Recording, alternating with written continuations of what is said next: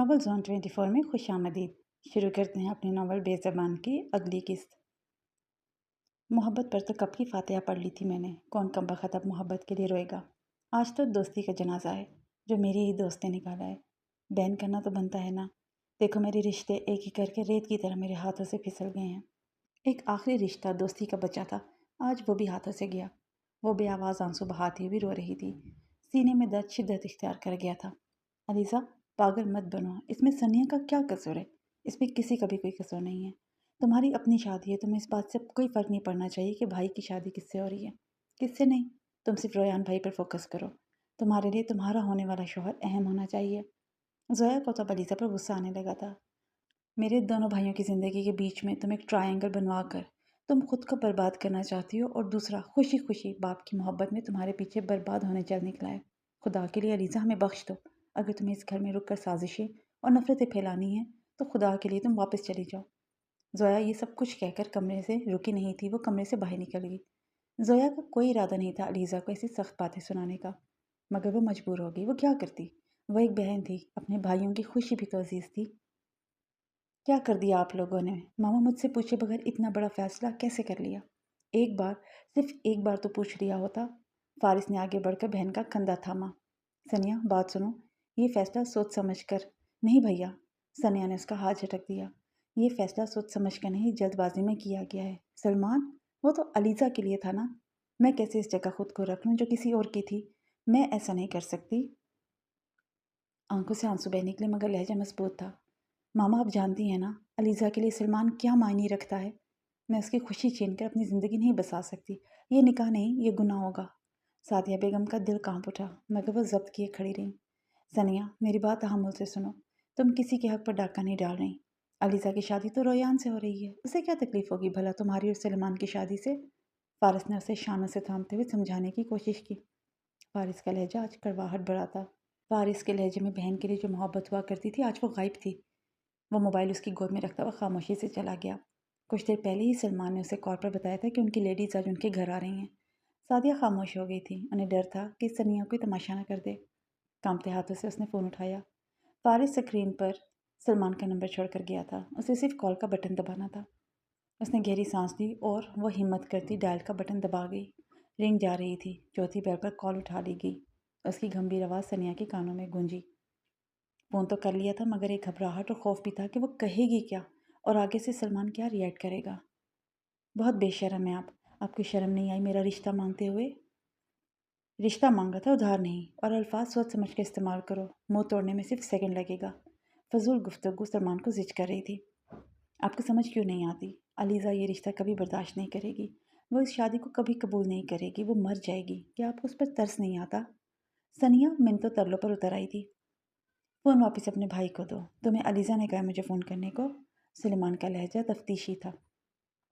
نہیں، اس سے تو سامنا بھی نہیں ہوا، آپ کی وجہ سے وہ دور ہو جائے گی مجھ سے، پلیز یہ شادی نہیں ہونی چاہیے۔ شادی کے بعد لڑکیاں گھر والوں کو چھوڑ کر ہی آتی ہیں، ان میں علیزہ کا نام بھی ڈال دینا۔ اس کے اطمینان پر وہ سلگ رہی تھی۔ مگر مجھے یہ رشتہ قبول نہیں، میں خوش نہیں ہوں۔ دبا دبا احتجاج دوبارہ کیا گیا۔ تمہارے گھر والے قبول کر چکے ہیں۔ لڑکی بس بہت سن لی بکواس، آئندہ فون کیا ان فضول باتوں کے لیے تو دماغ درست کر دوں گا۔ تم سے نرمی سے بات کی ہے کہ شاید اغوا ہونے کے بعد تمہارا دماغی توازن خراب ہو گیا۔ اپنے باپ کی طرف دیکھا ہے تم نے؟ صرف ان کی خاطر میں وہ کر رہا ہوں جو میں نے کبھی نہیں کرنا تھا۔ تم عورتیں پاگل ہوتی ہو، سب کی سب ایک نمبر کی بے وقوف اور احمق۔ دوست کی پڑی ہے، مگر باپ کی پگڑی تمہاری وجہ سے اچھل جائے، تمہیں احساس نہیں؟ اتنی بے حس بیٹی ہو یا احسان فراموش؟ وہ شدید برہم ہوتا سخت جملہ بول گیا۔ عورتوں کے ساتھ نرمی شدید مشکل کام ہے، کوئی اور ہوتا تو اب تک اپنی زبان سے محروم ہو چکا ہوتا، مگر اس چھوٹی سی صنف نازک کو کیا ہی کہوں میں اب۔ وہ فون کو بیڈ پر اچھالتا ہوا باہر کی طرف نکل گیا۔ نکاح مکمل ہو چکا تھا، مبارکباد کا سلسلہ شروع ہوا۔ وقار صاحب سب سے پہلے بیٹے کو گلے لگے بے آواز روتے رہے۔ سلیمان نے ان کے گرد اپنے بازوں کا گھیرا تنگ کر دیا۔ بیٹا آج تم نے باپ کا سر فخر سے بلند کر دیا۔ ان کی آواز لرز گئی۔ سلمان نے جھک کر ان کے ہاتھ چوم لیے۔ آپ کا خونو، کبھی جھکنے نہیں دوں گا آپ کا سر۔ وقار نے بے اختیار سے سینے سے لگا لیا۔ اللہ تمہیں ہمیشہ خوش رکھے بیٹا۔ ان کے آنسو سلمان کے کندھے پر گرے۔ لوگ مبارکباد دینے کے لیے قریب آئے تو وقار صاحب نے جلدی سے آنکھوں کے کنارے پہنچ لیے۔ سنہری اور ریڈ کلر کا لہنگا ہلکی سی چمک کے ساتھ روشنیوں میں دمک رہا تھا۔ पर्दा हटते ही सब की नज़रें बस उसी पर जम गईं। सलमान ने आज पहली बार उस निगाह से उसे देखा था जिस निगाह से उसे देखना चाहिए था। मोहतरमा अच्छी खासी खुश शक्ल है माशाल्लाह, ज़बान भी उतनी ही तीखी तलवार है। वो सिर्फ एक नज़र डालता हुआ दोबारा बातों में मसरूफ़ हो गया। ज़ोया अपनी कॉलेज फ्रेंड्स के साथ खड़ी पिक्स बनवा रही थी जब उसकी एक दोस्त ने उसकी तवज्जो सामने वाली टेबल की तरफ मुतवज्जो करवाई। ज़ोया, वो लड़का देख, मुसलसल तुझे देख रहा है। तो इस पिंक मैक्सी में गज़ब ढा रही है। बेचारा आशिक लग रहा है तेरा। मुझे दाल में कुछ काला लग रहा है। ज़ोया ने नज़र उठाई तो ज़रियाब उसे ही देख रहा था। ज़ोया की समझ से बढ़ता कि ये अचानक इस इंसान को क्या हुआ है। आप जनाब से तुम पर उतर आया है और अब इस तरह से घूरना। वो मंजर से गायब होना चाहती थी। एक बार वो अपनी कम इल्मी में बहुत बड़ा नुकसान कर चुकी थी, अब मज़ीद कुछ करने का सोच भी नहीं सकती थी। फारिस से नज़र मिलाने की जुर्रत अब तक ना हुई थी, ना ही वो गलती से उसके सामने आया था। ज़ोया अपनी सभी फ्रेंड्स को स्टेज की तरफ ले गई थी। ज़रियाब उसे जाता देखता ही रहा। वो जल्द मंसूर से इसके बारे में बात करना चाहता था। ज़ोया सनिया को किसी बात पर हंसा रही थी कि अलीज़ा सीधी कदम बढ़ाती हुई स्टेज तक आई। वाह वाह, अलीज़ा ने हल्की तालियां बजाईं। इतनी हंसी खुशी, लगता है दिल से कबूल कर लिया गया है रिश्ता। सनिया की हंसी लबों पर ही रुक गई। ज़ोया के चेहरे की चमक मदम पड़ी। ज़ोया ने बात संभालने की कोशिश की, धीरे से करीब आई, झुक कर सनिया का माथा चूम गई। अलीज़ा ने ज़रा झुककर कान के करीब सरगोशी की। मेरा सलमान, तुम्हें मुबारक हो। अलीज़ा, मेरी बात सुनो। सनिया उससे अपनी सफाई देना चाहती थी। बस एक बात पूछूं? अलीज़ा उससे इजाज़त तलब कर रही थी। सलमान का दिल कब आया था तुम पर? कब तुम उसकी ज़िंदगी में दाखिल हुई? प्लीज़ बता दो। अलीज़ा पागल हो रही थी उसे सलमान की दुल्हन के रूप में देखकर। सनिया खामोशी से उसे देख रही थी। वो जानती थी इस वक्त अलीज़ा अंदर से कितनी टूटी हुई है। वो अपनी दोस्त को गले से लगाना चाहती थी, उसका दर्द बांटना चाहती थी। इतनी खूबसूरत हो, फिर बराबर में रहती थी, दिल तो आना ही था। अदनान भी तो तुम्हारे इसी चेहरे के पीछे ही तो पागल हुआ था तुम पर। सनिया जब से अपने आंसू पी रही थी। इतनी जहरीली ज़बान वाली अलीज़ा नहीं हो सकती। वो सरगोशी करते हुए बोली, अलीज़ा किसी की भी नहीं है, ना ही अलीज़ा का कोई है, समझी? आइंदा मुझे अपना मत कहना, अपने ही झूठे और फरेबी होते हैं। वैसे मेरी जगह पर बैठकर कैसा लग रहा है? कैसा लगता है अपनी बेस्ट फ्रेंड के ख्वाबों में आग लगाकर उसके महबूब को अपना कहने का एहसास? सलमान का नाम लबों पर लेते हुए ज़रा सा भी बोझ महसूस नहीं होता? या तुमने खुद को ये यकीन दिला दिया कि तुम ही उसकी किस्मत थी, मैं नहीं? सनिया की नज़रें धुंधला गईं। एक लम्हे के लिए उसे लगा जैसे ज़मीन कदमों तले से खिसक गई हो, लेकिन फिर उसने खुद को संभाला। अलीज़ा, मैं तुम्हारी जगह पर खुद नहीं बैठी, ये कुदरत का फैसला है। माँ बाप के फरमान के आगे सर झुकाकर बोझ महसूस नहीं होता। नसीबों से लड़ने वाली औरतें अक्सर खुद हार जाती हैं। तुम्हारा नसीब रोयान है। इतने बेरहम अल्फाज मत बोलो, तुम्हारे अल्फाज मेरा सीना छलनी कर रहे हैं। एक पल को अलीज़ा की पलकें थरथराईं, उसके होंठ भी लरसे, मगर अगले ही पल वो मुस्कुराई।